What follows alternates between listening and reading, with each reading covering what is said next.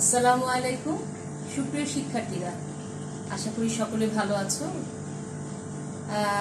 এই করোনার সময়ে তোমরা আবদ্ধ থাকতে থাকতে নিজেরা অনেকটা মানসিকভাবে শারীরিকভাবে হয়তো অবসাদগ্রস্ত হয়ে যাচ্ছ, অসুস্থ হয়ে যাচ্ছ, কিন্তু মনে রাখতে হবে যে আমাদের এই মহামারীটা আমাদের জয় করতে হবে। তো আজকে আমি তোমাদেরকে যে বিষয়টা নিয়ে হাজির হয়েছি সেটা হলো food and nutrition, honours third year, human physiology একটা অধ্যায়। আমি Sabina Rahman, assistant professor, geology department, Dhaka college. শুরুতে একটা কথা বলি, সেটা হলো যে এই যে করোনা চলছে, এই সময়টা আমাদের খাবার দাবারের উপরে, পুষ্টির উপরে, রোগ প্রতিরোধ করার জন্য আমাদের যেসব খাদ্যগুলো গ্রহণ করতে হবে এবং যেসব খাদ্যগুলো আমাদেরকে রোগ প্রতিরোধে সহায়তা করবে এবং আমাদের পুষ্টি সাধন করবে এবং আমাদের সুস্থ রাখবে, সেই খাবারগুলো নিয়ে, পুষ্টি নিয়ে আমরা আলোচনা করব। তোমাদের আজকে ফুড অ্যান্ড নিউট্রিশনের প্রথমেই যে বিষয়টা বলি, যে আমরা জীবন ধারণের জন্য কিন্তু খাদ্য আমাদের খুবই দরকার, আর এই খাদ্য গ্রহণের উপরেই আমাদের পুষ্টিটা নির্ভর করছে আমাদের, এবং এই পুষ্টি প্রক্রিয়ার মাধ্যমে কিন্তু আমাদের সুস্থতা, শারীরিক সুস্থতা এবং আমাদের দেহের বৃদ্ধি কিন্তু নির্ভর করছে। তো এই যে পুষ্টিটা, সেটা কিরকম? প্রথমে আমরা খাদ্যটা গ্রহণ করি এবং তারপর সেটা পরিপাক, পরিশোষণ, আত্তীকরণ এবং সব কিছু মিলে দেহের যে বৃদ্ধি সাধন, ক্ষয়পূরণ, এর মাধ্যমে কিন্তু আমাদের পুষ্টি সম্পন্ন হয়। আর এই পুষ্টির জন্য আমাদের কিন্তু পরিমিত পরিমাণ এবং খাদ্য উপাদানগুলোকে মেনে চলেই কিন্তু খাদ্য গ্রহণ করতে হবে।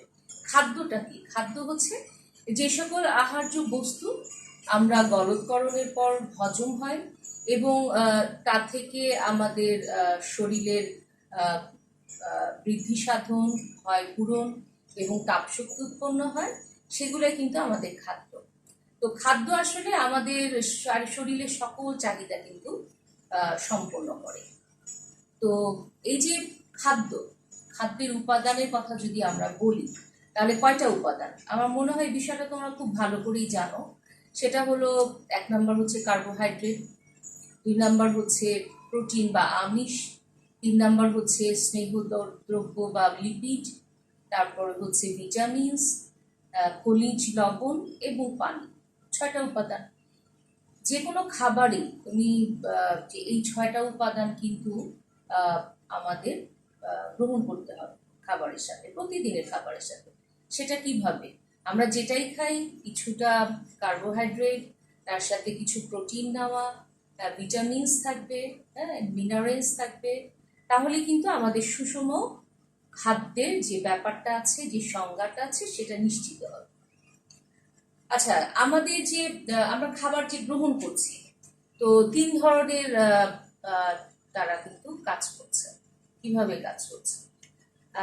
1 নম্বর হচ্ছে দেহের বৃদ্ধি সাধন এবং ক্ষয়পূরণ করে। সাধারণত আমিষ জাতীয় যে খাবারগুলো আছে, তোমরা জানো যে আমিষ জাতীয় খাবারগুলোর মধ্যে আছে মাছ, মাংস, দুধ, ডিম, বিভিন্ন ধরনের ডাল, বিভিন্ন ধরনের শস্য দানা।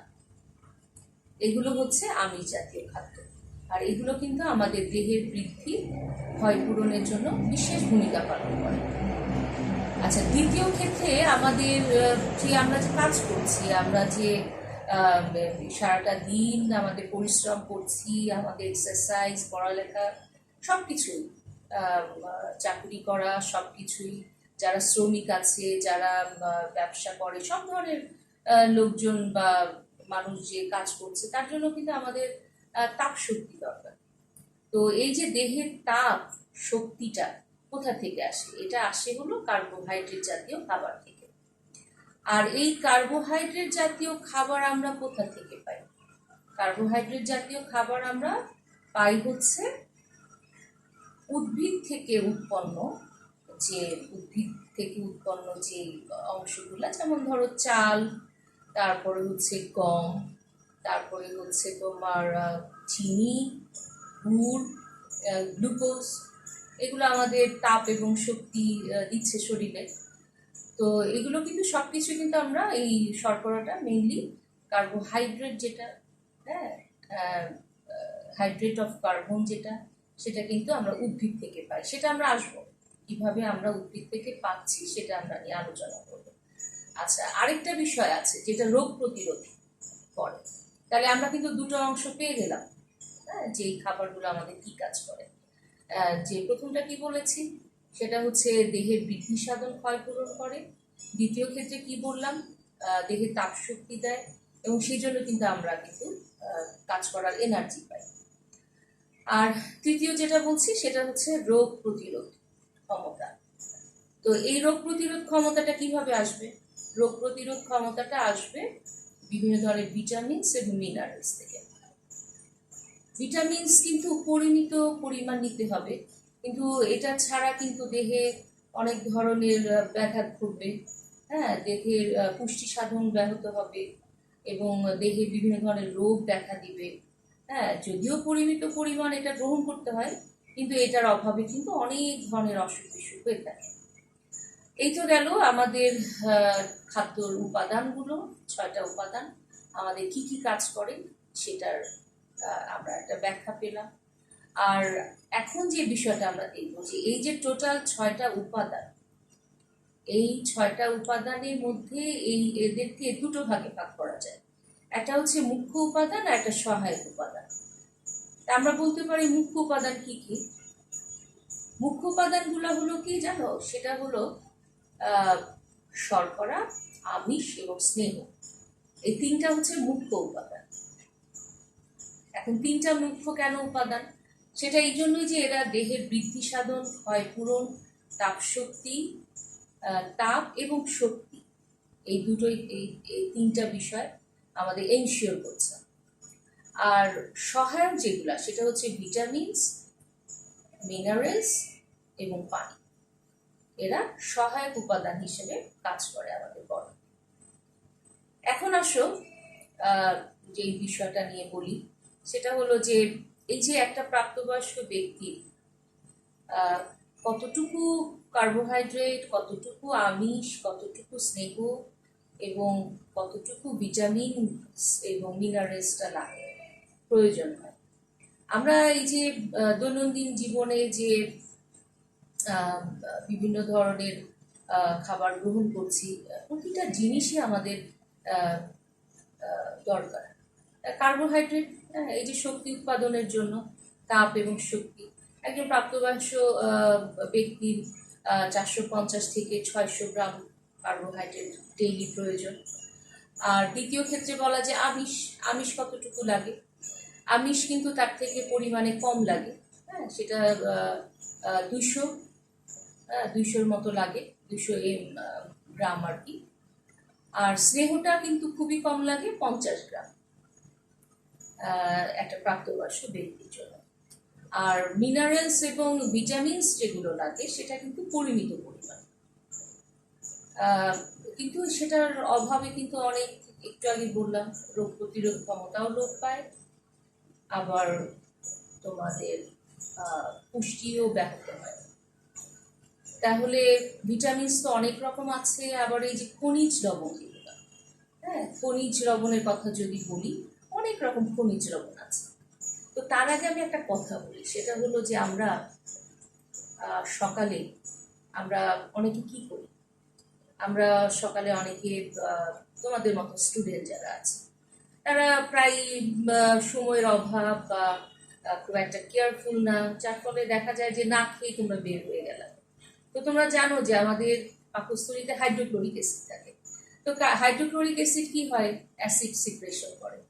তো তোমার খালি পেটে কি হবে, অ্যাসিড সিক্রেশনটা আরো বেড়ে যাবে। হ্যাঁ, তো সকালে উঠে কি করতে হবে, অবশ্যই তোমাদেরকে খাবার খেতে হবে। তাহলে এই যে আমাদের হাইড্রোক্লোরিক অ্যাসিডের কাজটাও ভালো থাকবে। হ্যাঁ, কিন্তু আরেকটা বিষয়, এই যে তুমি যখনই খাওয়ার সাথে পানি বেশি গ্রহণ করো বা পানিটা খেয়ে ফেলো, ফলে হয় কি হাইড্রোক্লোরিক অ্যাসিডের যে নিষ্ক্রিয় মানে সক্রিয়তাটা কিছুটা কমে যায়। তাহলে কি করতে হবে, ঠিক খাওয়ার টাইমেই কিন্তু খাওয়ার মুহূর্তে বা খাওয়ার মধ্যে কিন্তু পানিটা খাওয়া যাবে না। কিন্তু আমরা যেটা অনেকেই বিষয়টা জানি অথবা জানি না, আমরা কিন্তু করে ফেলি।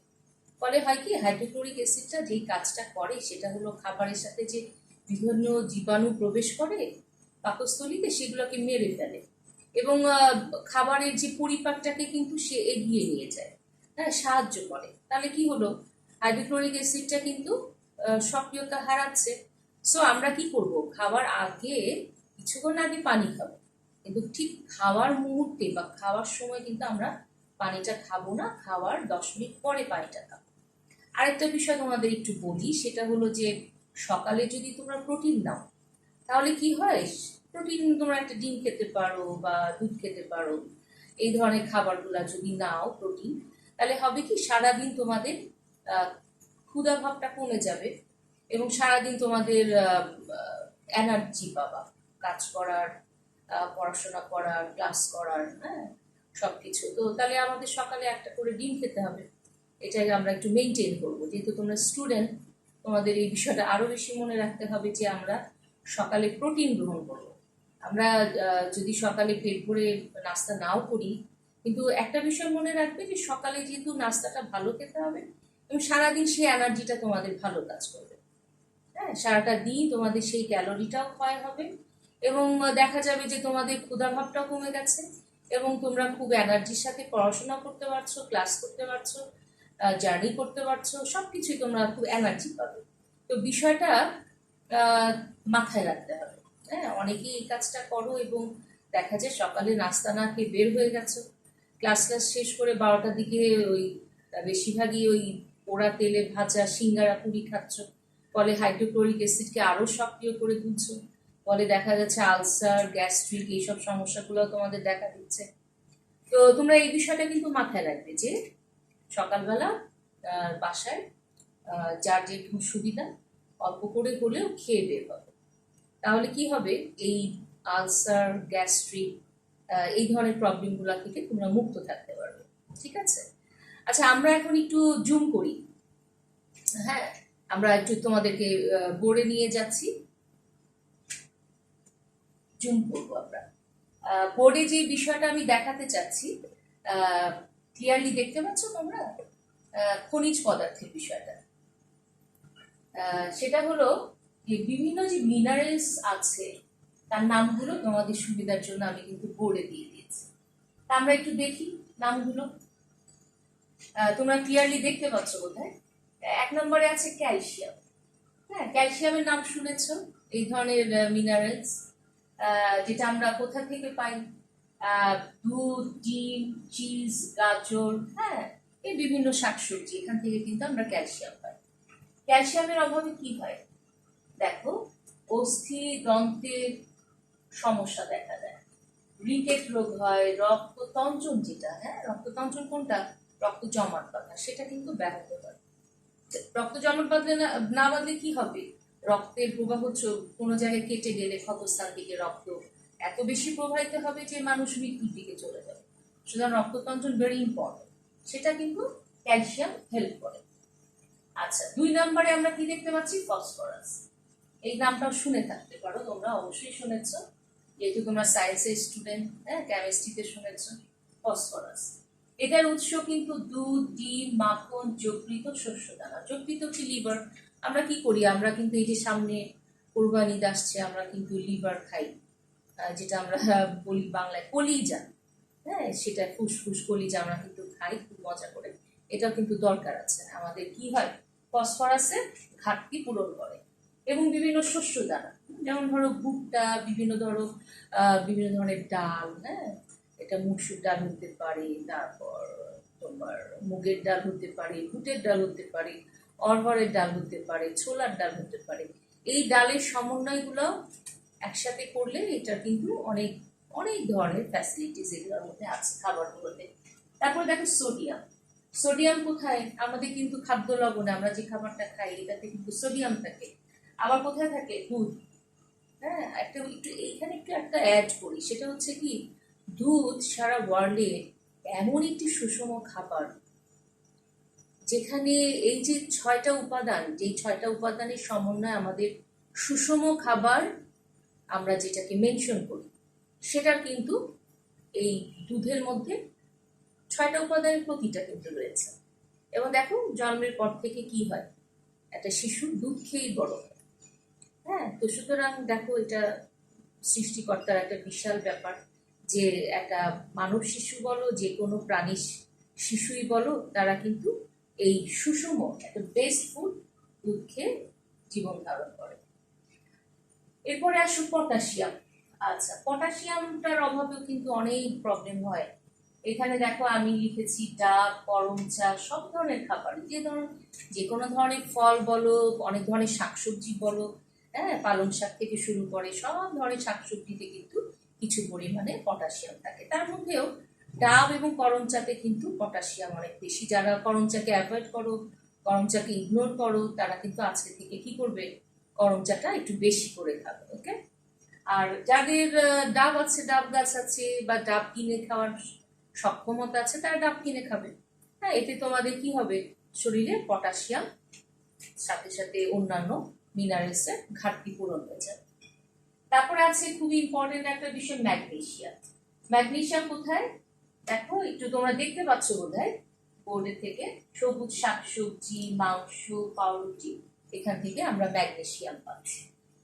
এটার অভাবে কি হচ্ছে, আচ্ছা একটা বিষয়, সোডিয়ামের অভাবে স্নায়বিক বিশৃঙ্খলা দেখা যায়, ক্লান্তি আসে। হ্যাঁ, আর পটাশিয়াম অভাবে অভাবে কি হয়, অসম্পূর্ণ বৃদ্ধি, বন্ধ্যাত্মতা, স্নায়বিক সমস্যা দেখা দেয়। তাহলে ভেরি ইম্পর্টেন্ট। হ্যাঁ, সোডিয়াম, পটাশিয়াম, বুঝতে পেরেছ?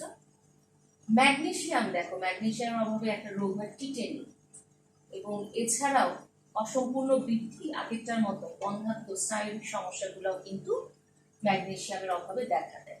একটু বয়স হয়ে গেলে কিন্তু এই বিষয়গুলো অনেক সময় দেখা যায়, ইলেকট্রোলাইট ইনব্যালেন্স হয়। হ্যাঁ, অনেকে তখন ইলেকট্রোলাইট ইনব্যালেন্স বলে কি হয়, এই ধরনের যে মিনারেলসগুলো আছে এগুলোর কিন্তু ঘাটতি দেখা দেয় শরীরে।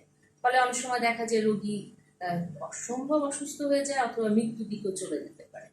এর বহু কেস আছে। আচ্ছা, এরপরে দেখো লৌহ। জানো লৌহটা কোথায় পাওয়া যায়? মাছ, মাংস, ডিম, মুসুরের ডাল, হ্যাঁ, এগুলাতে পাওয়া যায়। এটাতে দেখা যায় রক্ত স্বল্পতা। হ্যাঁ, লৌহের অভাবে কি হয়, রক্ত স্বল্পতা। এই জন্য যেই সব খাবারে আমরা লৌহ বেশি পাবো, সেই সব খাবারগুলা কিন্তু আমাদেরকে গ্রহণ করতে হবে। কিন্তু তাহলে আমাদের কি হবে, রক্ত স্বল্পতা হবে না। রক্ত স্বল্পতা হলে অনেক সমস্যা। হ্যাঁ, অনেক সমস্যা, মাথা ঘোরাবে, শরীর কাজ করবে না। হ্যাঁ, অনেক অনেক ধরনের জটিলতা দেখা দিল। 7 নম্বরে দেখো কি লিখেছি, সালফার। এটা কোথা থেকে পাই? দুধ, মাছ, মাংস, ডিম, বাদাম, খেজুর থেকে আমরা সালফার পাই। হ্যাঁ, এখানেও কিন্তু সমস্যা দেখা দেয়, এটা রক্ত অভাবে অসম্পূর্ণ বৃদ্ধি, শর্করা বিপাকে ব্যাঘাত দেখা দেয়। আচ্ছা, 8 নম্বরে কি আছে, তাম্র। তাম্র আমরা কোথা থেকে পাই? দুধ, যকৃত, শাকসবজি, সামুদ্রিক পানি থেকে আমরা তাম্রটা পাই। এটার অভাবে কি হয়, রক্তপাত, রক্তপাত হয়। আচ্ছা, তারপরে হচ্ছে কোবাল্ট। এটা সবুজ শাকসবজি থেকে এটা পাওয়া যায়। এটার অভাবজনিত হচ্ছে রক্ত স্বল্পতা, রক্তপাত। দস্তা এটা, হ্যাঁ, জিঙ্ক, সেটাও সবুজ শাকসবজি, মাছ, মাংস থেকে আমরা পাই। এটা রক্তপাত হয় এটার অভাবে। Iodine, iodine very important. হ্যাঁ, প্রত্যেকটা শিশুর জন্য। ইভেন যখন মারা প্রেগনেন্ট থাকে তখন কিন্তু আয়োডিনের অভাবে বাচ্চাদের বুদ্ধি স্বল্পতা, বুদ্ধি প্রতিবন্ধকতা, বিকলাঙ্গতা, এসব কিন্তু দেখা দেয়। So very important iodine.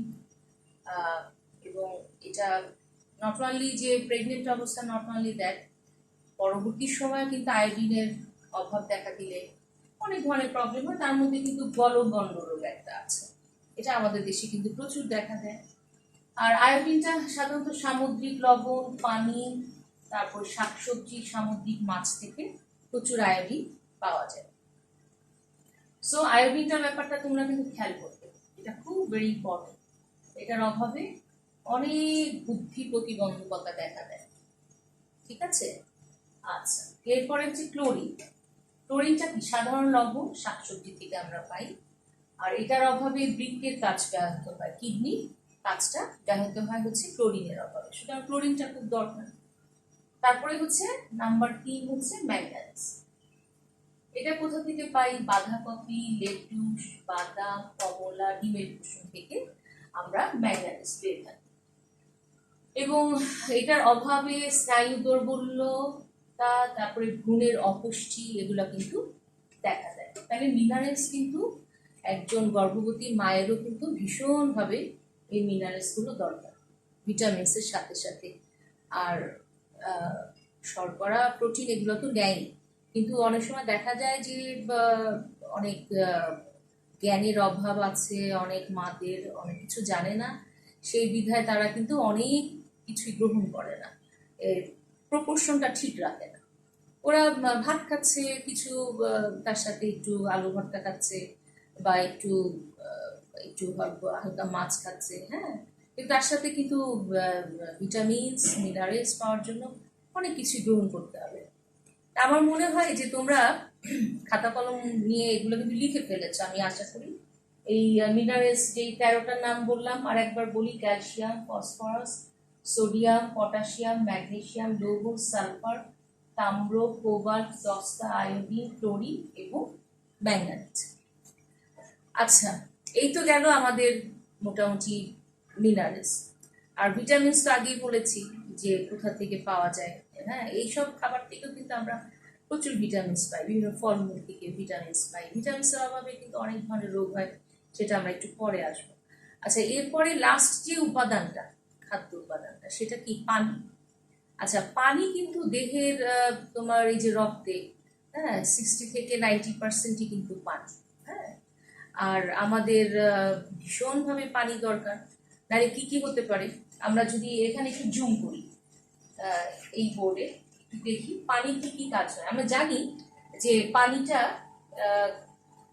অনেক কাজ করে, কিন্তু যদি আমরা আমাদেরকে আর একটু এলাবোরেটলি বিষয়টা একটু এখানে লেখা আছে বোর্ডে, আমাদের সুবিধার জন্য একটু বোর্ডে আমি লিখে নিয়ে আসছি, যাতে জিনিসগুলো তোমরা একটু খাতায় লিখে নাও কি কি কাজ করে।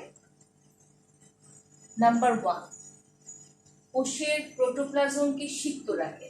প্রোটোপ্লাজম কোনটা? প্রোটোপ্লাজম, কোষের প্রোটোপ্লাজম, সেটাকে সিক্ত রাখে। নাম্বার 2, কোষান্তর, ব্যাপন, অভিস্রবণে সহায়তা করে। কি করে? কোষান্তর, কোষ থেকে কোষাঙ্গে, কোষের স্থানান্তর, ব্যাপন ও অভিস্রবণে কে সাহায্য করে? পানি। আর কি করে? এটা তো জানোই, পানি কি করে? জীবদেহকে শীতল রাখে। আচ্ছা, 4 নাম্বার কি করে? জীবকোষ, হ্যাঁ, পানি শোষণের মাধ্যমে বিভিন্ন খনিজ লবণ গ্রহণ করে। ঠিক আছে, জীবকোষ পানি শোষণের মাধ্যমে বিভিন্ন খনিজ লবণ গ্রহণ করে। 4 নাম্বার গেল। আচ্ছা, আর 5 নাম্বার কি? পানি কি করে? খাদ্যকে তরল ও পরিপাক উপযোগী করে তোলে। এটা জানো, তুমি তো শুধু একটা জিনিস খেয়ে দিতে পারবে না।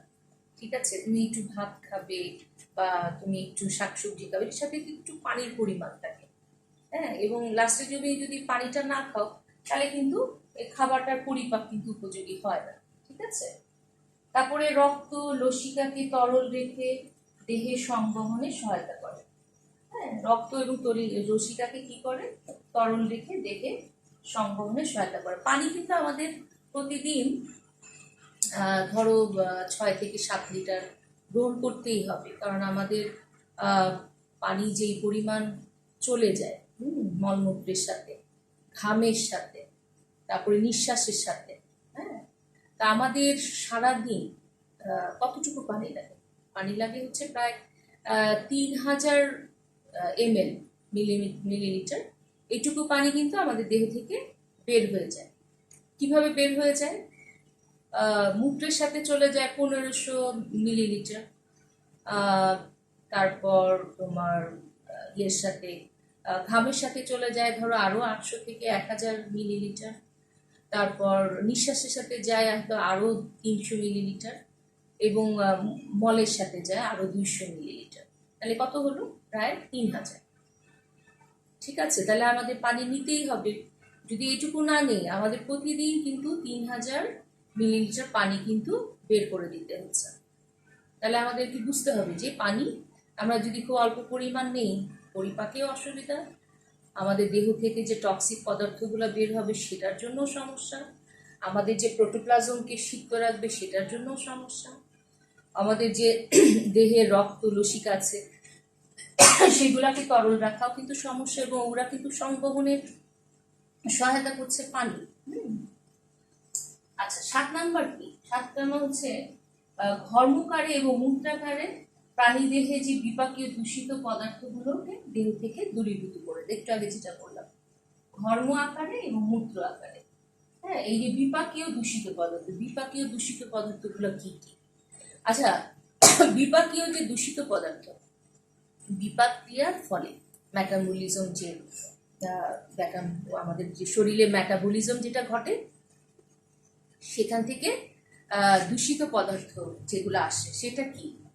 আমরা যে প্রোটিন জাতীয় খাবারগুলো নিচ্ছি না, সেখান থেকে কিন্তু আমাদের এই যে নাইট্রোজেন ঘটিত বর্জ্য পদার্থগুলো তৈরি হয়।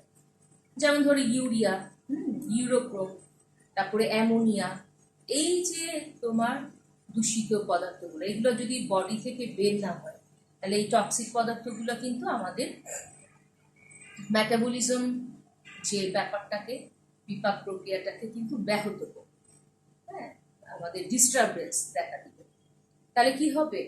তাহলে আমাদের সমস্যা হবে।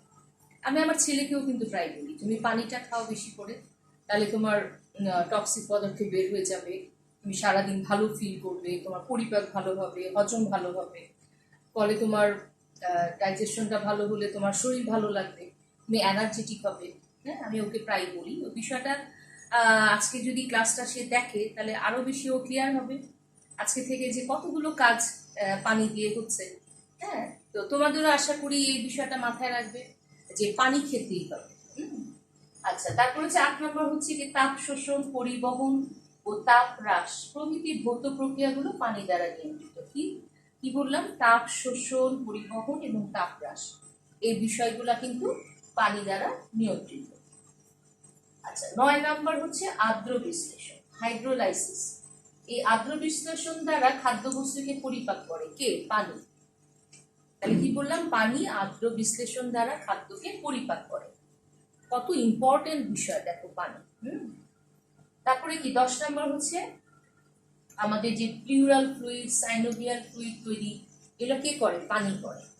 তারপরে অঙ্গের দৃঢ়তা দান এবং চোখের হিউমার তৈরিতে পানি কিন্তু ভীষণভাবে ভূমিকা রাখে। তাহলে বুঝতেই পারছো যে চোখের হিউমার, হ্যাঁ, সেগুলা তোমাদের এটা পড়েছো, ইন্টারমিডিয়েট লেভেলেও পড়েছো। তাহলে আমরা কিন্তু এই পানির যে বিষয়গুলো দেখলাম এলাবোরেটলি, সেগুলো তোমরা কিন্তু বুঝতে পারলে 10টা পয়েন্টস যে কত ইম্পর্টেন্ট পানির রোল প্লে করে আমাদের শরীরে। ঠিক আছে? আচ্ছা, একটা বিষয় তোমাদেরকে একটু বলি, সেটা হচ্ছে এই যে করোনা চলছে, এই সময় কিছু খাবার যেটা তোমাদেরকে ইমিউন সিস্টেমকে স্ট্রং করছে, রোগ প্রতিরোধ করছে, সে ব্যাপারে একটু তোমাদেরকে একটু আলোকপাত করি। সেটা হচ্ছে কি, আমাদের যে আমিষ জাতীয় খাবারগুলো আছে, এগুলো কিন্তু আমাদের কি করে? আমাদের ইমিউন সিস্টেমকে স্ট্রং করে, আমিষ জাতীয় খাবার। তাহলে তোমাদের কিন্তু এই সময়টায় আমিষ জাতীয় খাবার কিন্তু বেশি করে নিতে হবে। হ্যাঁ, আর দ্বিতীয়ত হচ্ছে যে বিভিন্ন ধরনের ভিটামিনস যেগুলোতে আছে, ভিটামিন সি, যেমন ধরো কমলা, তারপরে লেবু জাতীয় জাম্বুরা, আমড়া, আমলকি, কামরাঙ্গা, যেসব ফলগুলো অ্যাভেইলেবল, হ্যাঁ, বিভিন্ন সিজনে। যেমন ধরো আম আছে, এখন অ্যাভেইলেবল আছে, আমেও প্রচুর ভিটামিন সি আছে। তারপর এখন অনেক মালটা পাওয়া যায় বাংলাদেশে অ্যাভেলেবল, কমলা পাওয়া যায়, তারপর পেয়ারা পাওয়া যাচ্ছে। এই সবগুলাই কিন্তু ভিটামিন সি এর আধার। ভিটামিন সি প্রচুর পরিমাণে এইসব ফলগুলোতে আছে। সুতরাং ভিটামিন সি কিন্তু আমাদের রোগ প্রতিরোধ ক্ষমতা বাড়িয়ে দেয়। তাহলে আমাদেরকে ভিটামিন সি কিন্তু প্রচুর পরিমাণে নিতে হবে এই করোনাকালীন সময়, যেটা আমাদের এই ভাইরাসটাকে আমাদের প্রতিরোধ করতে সহায়তা করবে। আরেকটা বিষয় হচ্ছে তোমাদের জিঙ্ক যেটা, সেটা কিন্তু খুব ইম্পর্টেন্ট। তোমরা একটু এগুলো একটু নোট ডাউন করতে পারো। নাম্বার ওয়ান কি বলেছি, আমিষ বা প্রোটিন নিতে হবে, যেহেতু এটা ইমিউন সিস্টেমকে স্ট্রং করে ভীষণভাবে। এই জন্য তোমরা প্রতিদিন ডিম নিতেই হবে, তোমাদের মাছ মাংস খেতে হবে। আর যদি এগুলো সবসময় অ্যাভেলেবেল না হয়, বিভিন্ন ধরনের ডাল, উদ্ভিজ প্রোটিন যেগুলো, সেগুলোও গ্রহণ করতে হবে। আর ভিটামিনস তো বললাম, হ্যাঁ, ভিটামিন সি, তারপরে হচ্ছে কি আয়োডিন, তোমার ভিটামিন ডি। এটা কোথা থেকে পাবে? এটা রোদ থেকে পাবে। ভিটামিন ডিটা কিন্তু ভেরি ইম্পর্টেন্ট। কেন? ভিটামিন ডিটা হচ্ছে কি তোমাদের সব কিছু, রোগ প্রতিরোধ থেকে শুরু করে শরীরের অন্যান্য যে সমস্যাগুলো দেখা দেয়, এগুলোকে কিন্তু ভিটামিন ডি আটকে দেয়, ভালো রাখে, সুস্থ রাখে। একটা মানুষকে সুস্থ রাখতে ভিটামিন ডি ভীষণ ইম্পর্টেন্ট। এবং এটা আমরা যে খাবারের, শুধু যে খাবারে বা ভিটামিন ডি গ্রহণ করার মাধ্যমে এটা পাবো তা না, এটা সবচেয়ে বেশি পাওয়া যায় হচ্ছে রোদ থেকে। এবং রোদটা কখন? সেই রোদটা হচ্ছে সকাল 10টা থেকে দুপুর 3টা পর্যন্ত সবচেয়ে বেশি অ্যাভেলেবল ভিটামিন ডি। এই সময়টা 20 থেকে 25 মিনিট তোমরা অবশ্যই একটু রোদে বসবে, 10টা থেকে বেলা 3টা পর্যন্ত, যেটা বললাম। সবাই প্রত্যেকে এটা চেষ্টা করবে যে ভিটামিন ডিটা নিতে। তাহলে আমরা কি কি দেখছি, যে আমিষ নিতে হবে, ভিটামিন সি, জিঙ্ক এবং ভিটামিন ডি, এই কয়টা মাস্ট। এবং তার সাথে যেই তোমাদের আরো কয়েকটা বিষয় আছে, সেটা হলো যে চা, আদা দিয়ে এবং লবঙ্গ, দারচিনি, এলাচি, যে মশলাগুলো রোগ প্রতিরোধ করে, এগুলো দিয়ে তোমাদের রং চা করে খেতে হবে। তাহলে কি হবে, যে গলায় যে অ্যাটাকটা করে ভাইরাসটা, সেটা কিন্তু দুর্বল হয়ে যাবে। অথবা গলায় যদি তুমি সবসময় গার্গল করো লবণ পানি দিয়ে, তাহলে সেটা কিন্তু গলা থেকে পাকস্থলীতে চলে যাবে। পাকস্থলীর যে হাইড্রোক্লোরিক অ্যাসিড আছে, সেই অ্যাসিডটা কিন্তু সহজে এটাকে মেরে ফেলে বা কাবু করে ফেলে। তাহলে আমরা দেখতে পাচ্ছি যে এই সব বিষয়গুলো যদি আমরা মাথায় রাখি, আমরা সুস্থ থাকবো। এবং করোনা অ্যাটাক করলেও কিন্তু আমরা সহজে একে প্রতিরোধ করতে পারবো, ভাইরাসটাকে। আচ্ছা, এখন খাদ্য উপাদানের তো 6টা উপাদানকে আমরা আলোচনা করলাম। একটু ব্যাখ্যাভাবে, বর্ণনামূলকভাবে আমরা আজকে যেই উপাদানটাকে নিয়ে আলোচনা করব, সেটা হচ্ছে শর্করা। হ্যাঁ, শর্করাকে নিয়ে আমরা আলোচনা করব। তো শর্করা নিয়ে আলোচনা করতে গেলে তোমাদের একটু বোর্ডের দিকে একটু খেয়াল করতে হবে। আমি একটু তোমাদের একটু দেখাচ্ছি।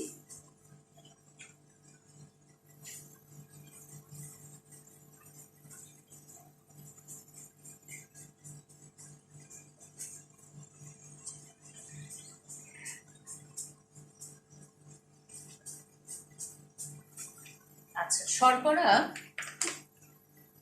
আসলে কি? আসলে শর্করাটা, আমরা যে 6টা উপাদানের কথা বললাম না, তার মধ্যে শর্করাটা কিন্তু সবচেয়ে বেশি প্রয়োজন হয়। প্রয়োজন এই কারণেই যে আমাদের যে সারাদিনের কাজকর্ম করার জন্য আমাদের তাপ এবং যে শক্তি উৎপাদন করে, সেটার জন্য কিন্তু শর্করা ভীষণভাবে দরকার। এবং এই শর্করা, আরেকটা বিষয় হচ্ছে, এটা কিন্তু সহজ পাচ্য এবং সুলভ মূল্যে পাওয়া যায়। আর শর্করাটা হচ্ছে কি, কার্বোহাইড্রেট। হ্যাঁ, কার্বোহাইড্রেট, হাইড্রেট অফ কার্বন, মানে কি? এই শর্করা, একটু লক্ষ্য করো, শর্করায় এক ধরনের জৈব, ঠিক আছে? তাতে কি কি উপাদান থাকে?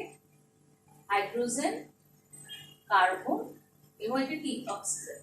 এটা পানির অনুপাতে কিন্তু এখানে H2O, এই অনুপাতে কিন্তু এখানে কি থাকে,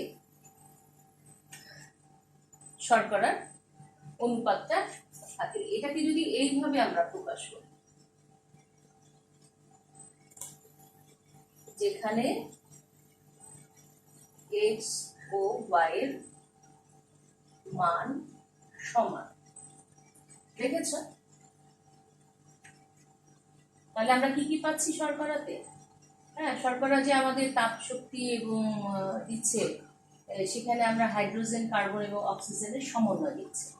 এবং এখানে দেখো অক্সিজেন এবং হাইড্রোজেনের অনুপাতটা পানির অনুপাতের মতন 2:1 অনুপাতে থাকে, যেটাকে আমরা এইভাবে দেখাতে পারি, যেখানে এক্স ও ওয়াই এর মান সমান। ঠিক আছে? হাইড্রেট অফ কার্বন, এই জন্য এটাকে কি বলা হচ্ছে? Hydrate of carbon. আচ্ছা, শর্করা কয় রকম? শর্করার আণবিক ভিত্তি অনুযায়ী শর্করা হচ্ছে 3 রকম। ওকে, হ্যাঁ, শর্করা কয় রকম? 3 রকম। আমরা একটু দেখি। আচ্ছা, নাম্বার 1, এটাকে বলা হচ্ছে এক শর্করা বা মোনোস্যাকারাইড। ওকে,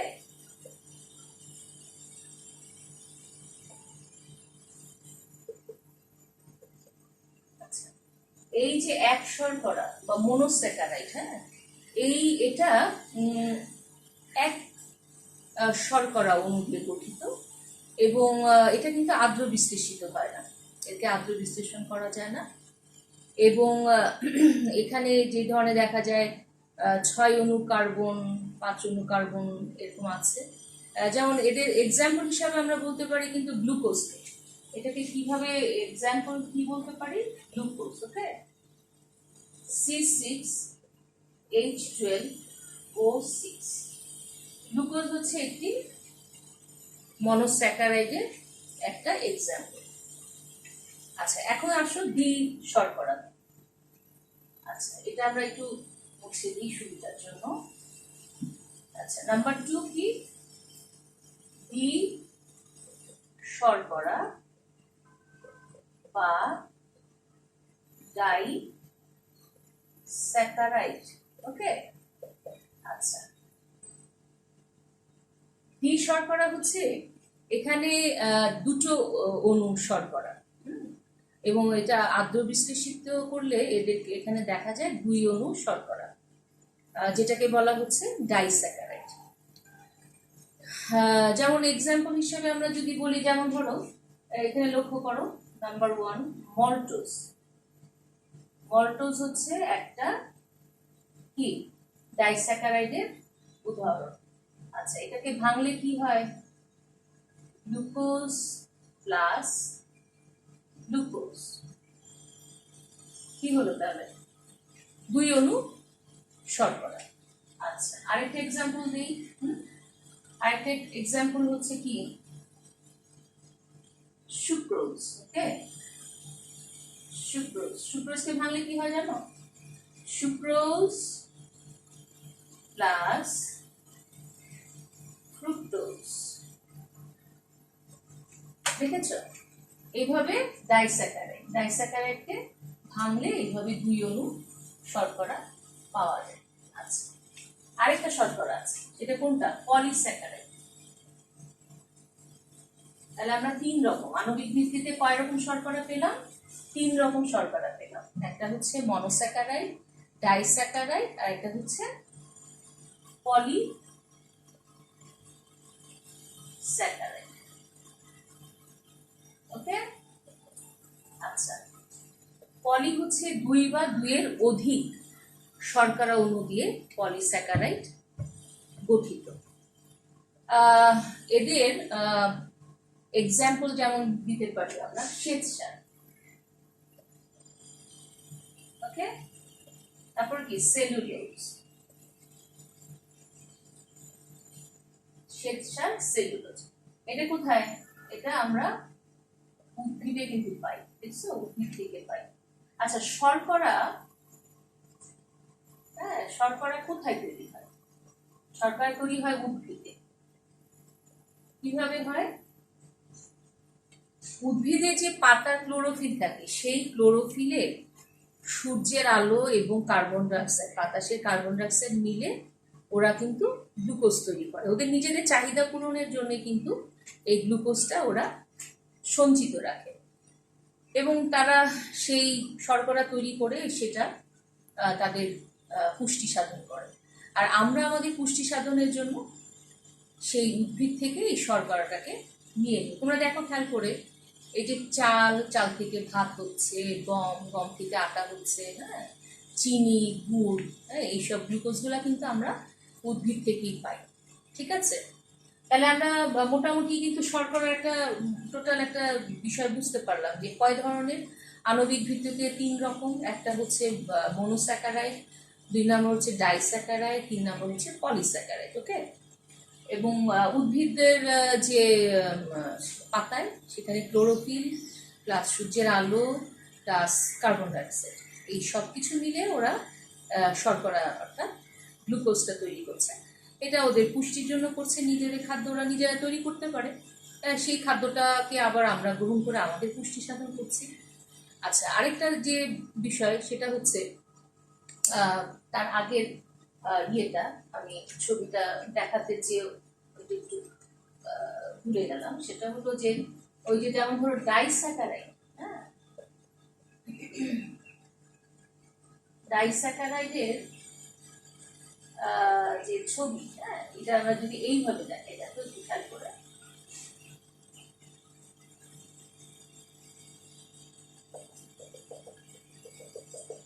হ্যাঁ, এটা হচ্ছে একটা গ্লুকোজ, হ্যাঁ, যদি এটা গ্লুকোজ হয়, ঠিক আছে, এটা হচ্ছে সরল শর্করা। ওকে, সরল শর্করা। আচ্ছা, এখানে ছবিতে দেখো,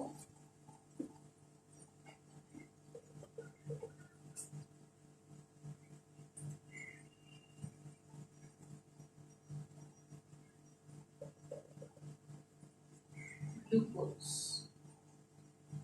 প্লাস গ্লুকোজ, এটা কি? এটা হচ্ছে মলটোজ। ওকে, তাহলে এখানে কিন্তু সরল শর্করা দেখানো হচ্ছে, আর এখানে হচ্ছে ডাইস্যাকারাইড। হ্যাঁ, ছবিটা একটু খেয়াল করো, এই যে গ্লুকোজ সরল, আর এখানে মল্টোজটা ভেঙে মানে এখানে মল্টোজের কি 2 অণু শর্করা, এই যে গ্লুকোজ, 2 অণু গ্লুকোজ প্লাস গ্লুকোজ হচ্ছে মল্টোজ। শর্করার কাজগুলো তো আগেই আলোচনা করেছি, তারপরেও আরেকবার বলি। এরা তাপ উৎপন্ন করছে, আমাদের কি করছে, তাপ উৎপন্ন করে পুরা প্রাণী দেহকে সচল রাখছে।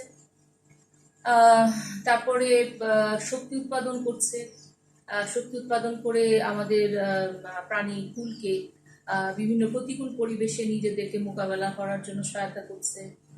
হ্যাঁ, আর হচ্ছে এই তো আমাদের মোটামুটি শর্করার কাজ। আর শিক্ষার্থীরা, তোমরা তো এই পর্যন্ত আজকে জানতে পারলে। তাহলে আমরা যে বিষয়গুলোকে আজকে আলোকপাত করেছি সেটা হচ্ছে খাদ্য, পুষ্টি এবং খাদ্যের মুখ্য উপাদান, সহায়ক উপাদান, এবং খাদ্যের যে 6টা উপাদান আমাদের কতটুকু করে প্রয়োজন হচ্ছে, কি কি কাজ করছে। আমরা বিভিন্ন মিনারেলসের ভেরিয়েশন দেখেছি, কত ধরনের 13 রকম মিনারেলস, এবং তাদের উৎস এবং অভাবজনিত যে লক্ষণগুলো আমরা দেখলাম। হ্যাঁ, আর শর্করার ব্যাপারে খুব ইজি একটা বিষয়, শর্করার ব্যাপারে আমরা খুব ডিটেলস বুঝলাম। নেক্সট ক্লাসে তোমাদের জন্য যে অ্যাসাইনমেন্ট থাকবে সেটা হচ্ছে প্রোটিন এবং লিপিড, এই দুটোকে তোমরা নিয়ে একটু পড়াশোনা করবে, আর পুষ্টিটাকে নিয়ে পড়াশোনা করবে, ভিটামিনসটাকে নিয়ে একটু একটু দেখবে। আমি নেক্সট ক্লাসে তোমাদের এই 3টা বিষয় নিয়ে আবার হাজির হব। সেটা হলো কি বললাম, 1 নম্বর হচ্ছে প্রোটিন বা আমিষ, 2 নম্বর হচ্ছে লিপিড বা স্নেহ, এবং 3 নম্বর হচ্ছে ভিটামিনস এবং পুষ্টি। আরেকটু ব্যাপকভাবে আমরা আলোচনা করব। তো তোমরা এই পর্যন্ত ভালো থাকো, আগামী ক্লাসে আবার তোমাদের সাথে দেখা হবে। ততক্ষণ পর্যন্ত বেশ ভালো থাকো। আল্লাহ হাফেজ।